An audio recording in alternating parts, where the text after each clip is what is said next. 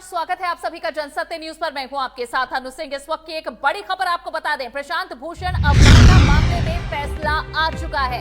इस वक्त की ये अहम खबर, प्रशांत भूषण को सजा सुना दी गई है। प्रशांत भूषण की सजा पर आज सुनवाई थी, जहां सुप्रीम कोर्ट ने प्रशांत भूषण पर ₹1 का जुर्माना लगाया है। जुर्माना न देने पर 3 महीने की जेल की सजा हो सकती है या फिर 3 साल तक प्रैक्टिस करने पर बैन लगाया जा सकता है। 15 सितंबर तक उन्हें ये जुर्माना राशि भरनी होगी। इस वक्त की ये बड़ी खबर, वरिष्ठ वकील प्रशांत भूषण के खिलाफ अवमानना मामला, जिसमें अब सजा का ऐलान हो चुका है। सुप्रीम कोर्ट ने प्रशांत भूषण पर ₹1 का जुर्माना लगाया है। सुप्रीम कोर्ट ने भूषण को 15 सितंबर तक ₹1 की जुर्माना राशि जमा करने के लिए कहा है और जुर्माना नहीं देने पर उन्हें 3 महीने की सजा होगी और 3 साल तक के लिए वकालत पर रोक लगा दी जाएगी। इस वक्त की ये बड़ी खबर, जहां प्रशांत भूषण को सजा क्या दी जाएगी, इस पर फैसला होना था, इंतजार था। जहां प्रशांत भूषण ने सशर्त माफी मांगने से इनकार कर दिया था अपने ऊपर लगाए गए आरोप और उसमें दोषी पाए जाने के बाद, जिसके बाद अब सुप्रीम कोर्ट ने सजा का ऐलान कर दिया है और ₹1, जी हां, ₹1 जुर्माना राशि तय की गई है। ये है सजा प्रशांत भूषण की। और इस पर बात करने के लिए हमारे साथ इस वक्त वकील दीप्ति हमारे साथ जुड़ी हुई हैं और वरिष्ठ पत्रकार हमारे साथ रवि पराशर जी भी जुड़े हैं। दीप्ति, मैं सबसे पहले आपसे ये जानना चाहूँ, ₹1 ये जुर्माना राशि तय की गई है प्रशांत भूषण के लिए, क्या केस है, क्या ये कहती है जुर्माना राशि? ये देखिए, इसको सांकेतिक एक तरह से कहिए कि उनको सजा दी और इसकी तारीख 15 सितंबर मुकर्रर की गई है कि अगर वो 15 तारीख तक ये नहीं कराते ₹1, तो फिर फर्दर उनके ऊपर 3 महीने के लिए जेल और 3 साल के लिए डीबार भी कोर्ट से कर दिया जाएगा। तो एक तरह से ये सिर्फ सांकेत, क्योंकि इनकी जो अपनी एक प्रतिष्ठा है प्रशांत भूषण की, वो बहुत, लेकिन साथ ही साथ सुप्रीम कोर्ट ने भी अपनी प्रतिष्ठा को बरकरार रखा है और ये दिखाया है कि उनके कंधे काफी मजबूत है और भी इस तरीके की आलोचना झेल सकते हैं। अगर ये प्रशांत भूषण नहीं होते, कोई और भी होता, तो भी शायद रुख रखती सुप्रीम कोर्ट। मैं रवि जी आपसे भी जानना चाहूंगी, जहां एक तरफ ऐसा हो गया था कि सुप्रीम कोर्ट इस पर फैसला सुनाए, या ये एक ऐसी बात हो गई थी जिसे ना निगला जाए, क्या इस पर, क्योंकि प्रशांत भूषण ने माफी मांगने से इनकार कर दिया है, क्या सजा प्रशांत भूषण को दी जाए? तो ये जो ₹1 की जो जुर्माना राशि तय की गई है, आप इससे कैसे देख रहे हैं इस सजा को? जी, बिल्कुल प्रतीकात्मक और सांकेतिक सजा है, जैसा सिंह जी ने कहा। लेकिन कोर्ट की अपनी मर्यादा, अपनी गरिमा होती है, क्योंकि सुनवाई के दौरान हमने देखा कि कोर्ट ने कई बार मौका दिया प्रशांत भूषण जी को कि भाई आप क्षमा मांग लें, तो हम आपको, आपके प्रति बहुत नरम और सहृदय रवैया रखते हैं, रुख रखते हैं, हम माफ कर देंगे आपको। लेकिन जिस तरह से प्रशांत भूषण जी ने अपनी नाक का सवाल, अपनी मान प्रतिष्ठा का सवाल बनाया, तो उसी तरह से ₹1 की सजा सुप्रीम कोर्ट ने सुनाई है और 15 दिन का वक्त दिया है कि आप जमा करा दीजिए। सुप्रीम कोर्ट को पूरा ये अंदेशा भी रहा हो सकता है कि ये बगावत पर जब कोई उतर आता है, जैसे कि सुप्रीम कोर्ट के कहने पर माफी नहीं मांगी, तो ये ₹1 भी जो बगैर संकेत एक प्रतीकात्मक जुर्माना है, अगर ये नहीं जमा करेंगे तो फिर 3 महीने की सजा बाकायदगी पड़ेगी और 3 साल के लिए आपको डिबार कर दिया जाएगा, प्रैक्टिस आप नहीं आएंगे। तो ₹1 का उतना इम्पोर्टेंस नहीं है जितना ₹1 के इक्विवेलेंट जो क्वांटम दूसरा रख दिया गया है, वो शायद इसलिए क्योंकि उन्हें प्रशांत भूषण के सुनवाई के दौरान उन्होंने कहा था कि अगर मैं माफी मांगा तो ये बिल्कुल ऐसा होगा कि मैं अपनी अवचेतना से माफी मांग रहा हूँ, खुद से माफी मांग रहा हूँ, कोई गलती नहीं की है।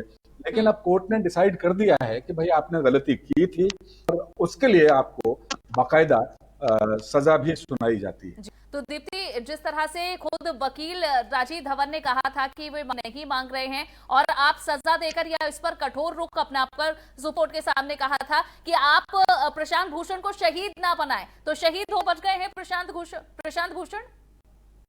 इसमें जैसा अभी रवि जी कह रहे थे कि प्रतिष्ठा दोनों तरफ की बचाई गई है। इसमें से बड़ी बात है कि अगर ये लोकतंत्र है हमारे देश में, लोकतंत्र में पहले भी हमारे डिस्कशन में हमने कहा था कि हमारी अभिव्यक्ति की जो आजादी है उसको कोई रोक नहीं लगा सकता। जब आलोचना होती है तो हमें आलोचना किस तरीके से है ये बहुत अहम है, और वहां पे कहीं अहंकार नहीं होना चाहिए। और इस बात को सुप्रीम कोर्ट ने इस बार साबित किया है कि सुप्रीम कोर्ट अपने आप में एक स्ट्रॉन्ग है कि ऐसी छोटी छोटी आलोचनाओं को वो ले सकता है, अपने तरीके से उसको डील भी कर सकता है। और साथ ही सामने अगर एक ऐसा प्रसिद्ध वकील है जो पूरे भारत में अपने मुखरता के लिए जाना जाता है और अपनी साफ गोई के लिए जाना जाता है, लड़ाई इस बात की थी कि हमारी अभिव्यक्ति आजादी तो कहीं नहीं मारी जाएगी अगर मैं कुछ कहता हूँ।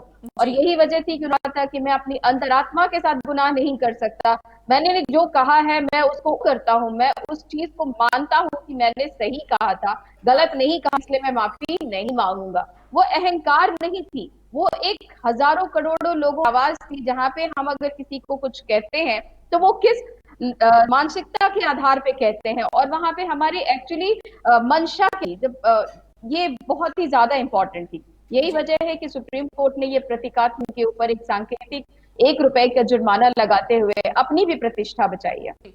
और रवि जी, जहां इसे एक बहुत ऐतिहासिक फैसला माना जा रहा था कि इससे तय रहेगा कि आखिर किस तरीके से और क्या सीमाएं हैं कोर्ट की अवमानना की, कौन सी चीज के दायरे में आती है, कौन सी नहीं, और क्या सुप्रीम कोर्ट भी जो सहिष्णुता असहिष्णुता की लड़ाई जो देश में चल रही है उसमें कोर्ट किस तरफ है, और साथ ही जो व्यक्ति की आजादी है उसकी सीमा कहां तक है। कई सारी चीजें हैं जिसमें दायरा देखेगा, जिसमें सीमाएं देखी जाएंगी किसकी कहां तक है। तो अब क्योंकि इस पर सजा का भी ऐलान हो चुका है, तो हमने क्या समझा है इस पूरे मामले से? देखिए, एक बात तो ये समझी है, सबसे मोटी मोटी बात कि जो अधिवक्ता बहादुरी है उसको अपनी सीमा रेखाएं समझ में आनी चाहिए। लेकिन जैसा आपने कहा कि कोई एक केस बहुत बड़ी नजीर बन जाया करता है, तो मुझे नहीं लगता कि कोई एक केस बहुत नजीर बन जाया करता है। अगर कोई एक केस नजीर बनता तो अवमानना पहला मामला होता, उसके बाद फिर अवमानना के केसेस होते नहीं। क्योंकि जो आईपीसी है, जो देश का कानून है, जो देश का संविधान है, वो एक बहुत सोच समझ कर तय किया गया है।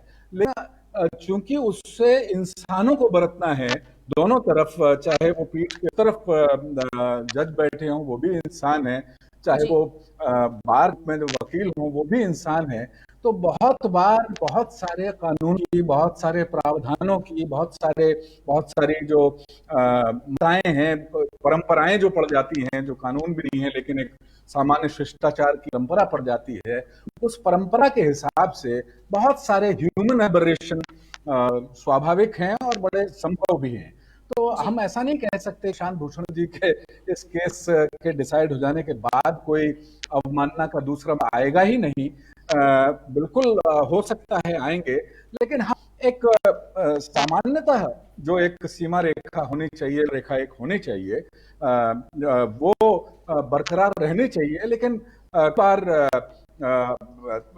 हमें नहीं पता रहता कि हम जो बोल रहे हैं, या हमें लगता है कि चूंकि हम बोल रहे हैं, क्योंकि इस पूरे मामले की सुनवाई के अटॉर्नी जनरल ने भी जो सलाह दी सुप्रीम कोर्ट को, वो ये कहा कि भाई प्रशांत भूषण जी से ऐसा हो गया है, लेकिन चूंकि इन्होंने बहुत काम किया है, बहुत सारे जनहित के केस देश हित में, जनता के हित में कोर्ट के सामने लाए हैं, लड़े हैं, न्याय दिलवाया है, तो लिहाजा इनको माफ कर दिया जाना चाहिए। लेकिन सुप्रीम कोर्ट ने ये नहीं बनने दी कि भाई जब एक अवमानना का मामला मान लिया गया, फिर उससे डिसाइड करना ही उन्होंने बेहतर समझा। जरूरी है। जी रवि जी, आपने काफी सारी बातें इसमें जोड़ी हैं कि एक फैसला किसी तरह से कोई ऐतिहासिक या एक सेट करने के लिए, एक टारगेट सेट करने के लिए और लिमिटेशन सेट करने के लिए जरूरी नहीं बन सकता है। लेकिन दीप्ति, आप इसे कैसे दी हैं? इस केस के टेक अवेज आपके लिए कैसे हैं, क्या हैं? देखिए, जब एक वक्ता होने के नाते आपके कांधे पे जिम्मेदारी तो है। सबसे बड़ी बात है कि आप वक्ता हैं और आप क्या बोलते हैं इस पे बहुत ज्यादा ध्यान देने की जरूरत है। जैसे रवि जी कह रहे थे कि किसी को अपने बाउंड्री खुद ही तय करने हैं, ये नहीं कि आपके अपने बोलने के अधिकार को दूसरी प्रतिष्ठा को चोट पहुंचाने का कहीं आपके पास राइट मिल जाता है। लेकिन जब आप प्रशांत भूषण जैसे कोई ऐसे व्यक्ति हैं, कोई ऐसे अधिवक्ता है जो अपने देश के सर्वोच्च न्यायालय के सर्वोच्च अधिवक्ताओं के श्रेणी में आते हैं, तो आपकी जिम्मेदारी बढ़ जाती है। और आपकी जिम्मेदारी ऐसे बढ़ती है कि आपको एक नजीर भी पेश करना है कि सिर्फ एक अधिवक्ता नहीं है, बल्कि आप लाखों और अधिवक्ताओं के लिए आगे से उनके लिए एक एग्जाम्पल है। तो आप ऐसे एग्जाम्पल ना सेट करें जिससे कि पीछे आपके उत्तराधिकारी हैं वो ऐसे शब्दों का आगे भी प्रयोग करते रहें और मान प्रतिष्ठा को, सुप्रीम कोर्ट जैसे अपने सबसे सर्वोच्च न्यायालय की मान प्रतिष्ठा को चोट पहुंचा। तो ये बहुत जरूरी भी था कि कहीं एक चीज को एक बैरियर के अंदर लाए कि अधिवक्ताओं को अपने बोलने की आजादी को बहुत ध्यान से इस्तेमाल करना है। ऐसा नहीं कि आपके मन में आए और आप सर्वोच्च न्यायालय के सर्वोच्च न्यायाधीश के ऊपर कोई भी ऐसे टिप्पणी कर रहे हैं और उस पे मान और प्रतिष्ठा का ध्यान ना रखें। जब हम बुरी बात बोलते हैं अनु, तो आप सामने वाले की प्रतिष्ठा को ही चोट नहीं पहुंचाते, अपने सम्मान को भी उतनी ही चोट पहुंचाते हैं। और ये आज जो फैसला है सुप्रीम कोर्ट का, वो ये कहता है कि आप कितने भी प्रतिष्ठित व्यक्ति ना हो, लेकिन आप सामने वाले की प्रतिष्ठा को चोट नहीं पहुंचाएंगे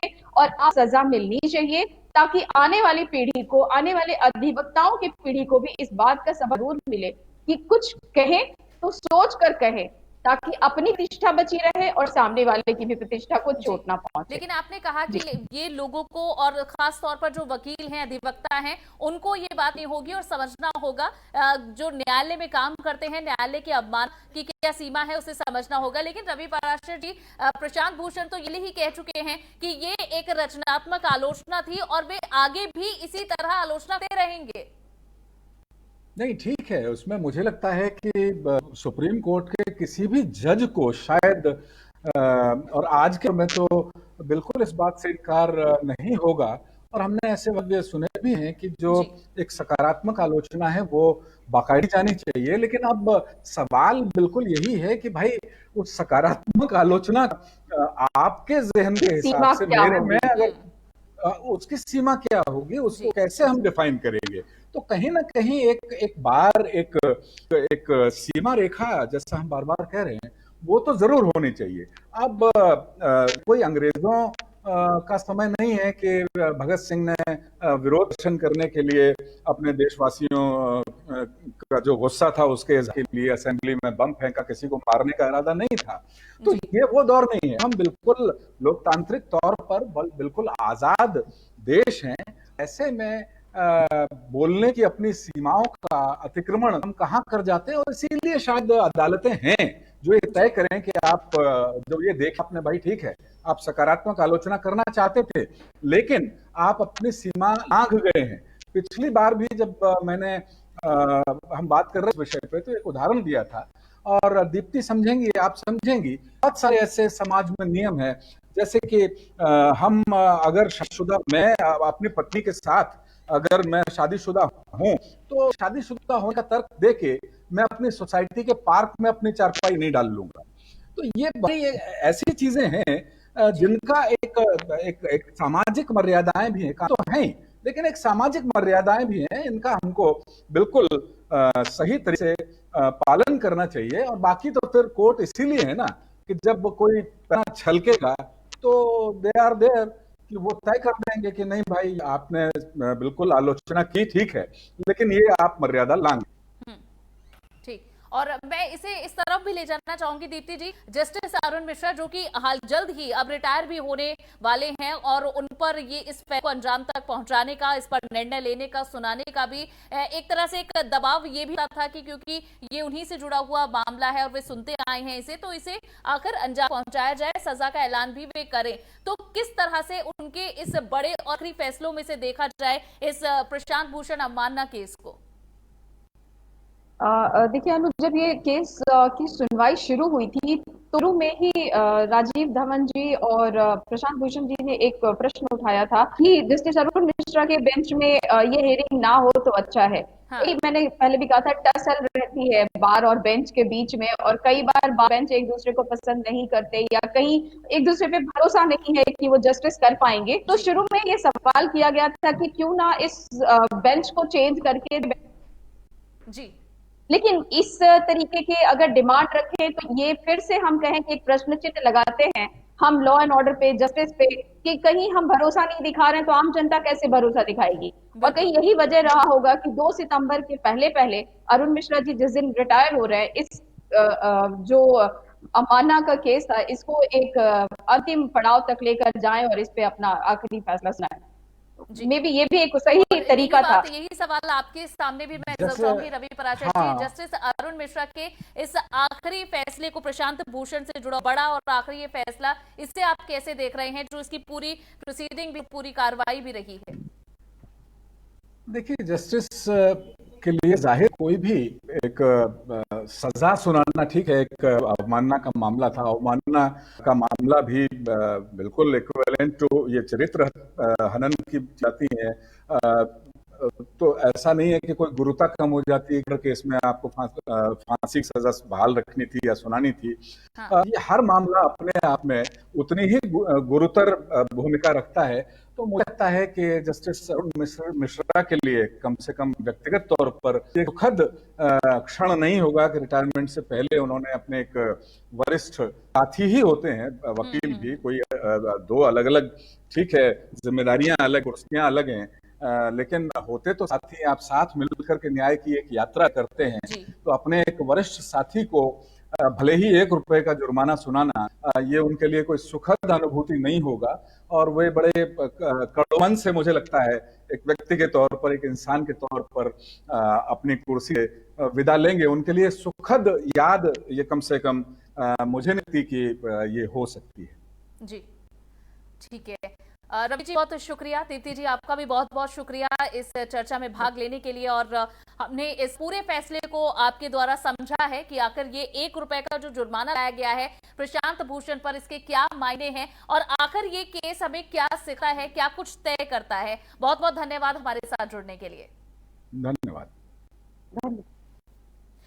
तो प्रशांत भूषण अवमानना केस में जहां अब सजा भी ऐलान हो चुका है और 1 रुपए का जुर्माना, एक सांकेतिक जुर्माना ये लगाया गया है प्रशांत भूषण पर, और आगे ये उम्मीद की गई है कि दोनों ही पक्ष अपने अपने दायरे को समझे, जहां अधिवक्ता वकील ये समझे कि कोर्ट की अवमानना का दायरा क्या है, और साथ ही कोर्ट से भी उम्मीद की गई कि और भी ज्यादा सहिष्णु होने की जरूरत है, आलोचना को समझने, सहने और उस पर एक अपनी अच्छी प्रतिक्रिया देने की भी जरूरत है। तो फिलहाल के लिए बस इतना ही। आगे भी देश दुनिया की तमाम बड़ी खबरें आपको जनसत्य न्यूज पर यूं ही मिलती रहेंगी। नमस्कार।